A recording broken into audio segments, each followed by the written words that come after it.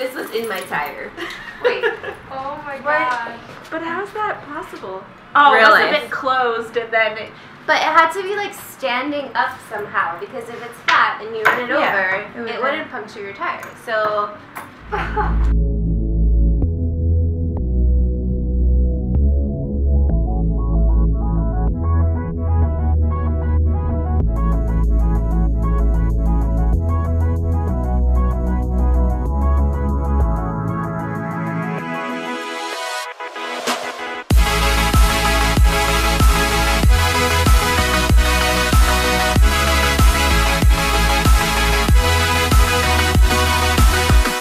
I can't believe her tire had a... What are those, pliers? Yeah. Pliers. Needle nose. Needle nose. Needle nose pliers. That's wild. And she kept driving on it. That was pretty intense. That's intense. You know? Should you drive on a flat tire?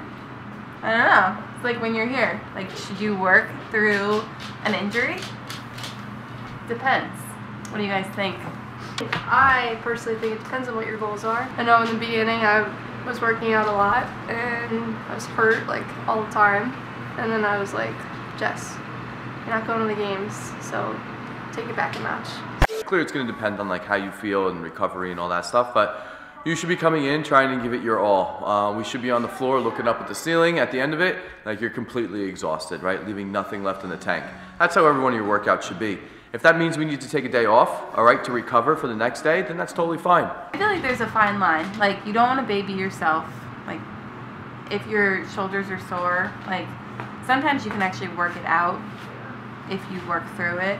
But there's a difference between pain and soreness, and you need to know the difference. Yeah, I mean, I feel like that's the beauty of CrossFit and this box in particular, is that we work with people who have all sorts of different abilities and strengths and weaknesses, and we can scale everyone's workouts to it. I've been working with a bad shoulder for almost 2 years, finally got it fixed, but I had to know the difference between, like Christine was saying, sore, discomfort, or if I'm actually injured. So when I started noticing that I'm compensating movements because I was in so much pain, I knew there was something wrong. So I had to make sure to start really babying myself and doing things like single arm things, or focusing more on lower body and core work, things that I could do with the right technique and the full range of motion. It was hard to adjust to at first, but I was still getting a killer workout because I was putting full intensity into the movements that I could actually do and not focusing on what I wasn't able to do. That being said, I think there's another end of the spectrum when people show up but they don't put full intensity into their workouts. Definitely. Like, there's so many times where, like, sometimes it's more like the AMRAP style workouts where people like kind of just coast through 20 minutes or whatever, but like you should be on the floor, like totally just out of all of your energy. You left everything on the floor. It's tough, especially as a coach, to see somebody who you know put 100% in and is like, I'm here for an hour, I'm going to give it my best, I'm going to get what I put into it out of it. And then you see another person who's coasting through, barely moving, trying to get just a few reps in, taking breaks in between, going to the water bottle a million times in like a 6-minute workout. At the end of the workout, one person, those two people, one says, wow, that was an awesome workout, and the other one says, well, that was easy. And it's so frustrating because it wouldn't be easy if you tried harder or if you put more intensity into it. There's always ways to put more intensity. Like, say running's not your thing, then like get on the rower and maybe you do 100 meters more or 200, and you make it what you want it to be. We always give people like what the stimulus of the workout should feel like, or like how many rounds you should get in this amount of time, or like the average. So like when we tell people to scale down, it's for a reason, because we want you to hit that stimulus. If you're going RX every day and you're like, you only get 3 reps at like a heavy front squat instead of 40 reps at a front squat, then you know you're doing something wrong. Like 3 reps isn't a lot in comparison to 40. So like the intensity of the workout, we try to modify and make sure that everyone's getting the right stimulus of the workout, and it's kind of falls back on you if you decide to go heavier, or you decide that you don't want to listen to us, then it's kind of like, well, that's on you.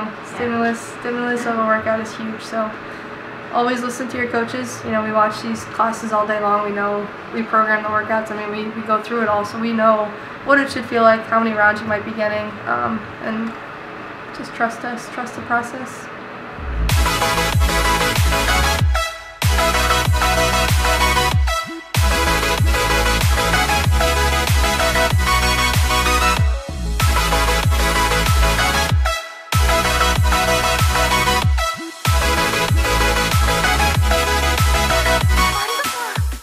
Recovery is a big part of going really, really hard, right? We need to make sure that we are recovering, rebuilding, and that only happens when we are resting, right? So we should be going extremely hard when we're in the workout. Give everything you have, all right? Leave nothing left in the tank. As far as like coming into the open, when we're doing the open workouts, I mean, it's completely all out, right? We are going above and beyond. You are completely exhausting and draining yourself, which means even more recovery, right? More time on the foam roller, more time doing some ROMWOD, right? More time doing some yoga, all right? Really big to make sure that you are doing the mobility afterwards to promote recovery, right? We all want to be back in here on Monday going hard again. So it's all what we do outside here, just as much as how hard you push yourself inside. So make sure, even though we are killing ourselves in the workout, or pushing ourselves really hard in the workout, that you're doing the same thing with mobility, right? Kill yourselves and really push yourselves with the mobility. Make sure you're doing it, even if it's in between commercials, while you're cooking dinner. Get on the foam roller. I know none of us would love to do it, but it's going to make you so much better in the end by making sure you're staying mobile.